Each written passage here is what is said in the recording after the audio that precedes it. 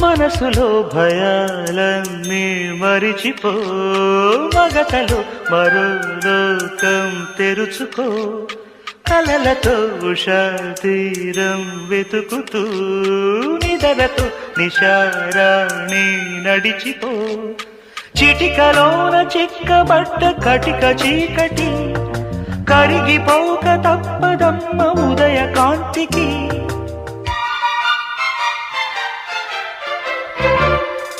జామురాతిరి జాబిలమ్మ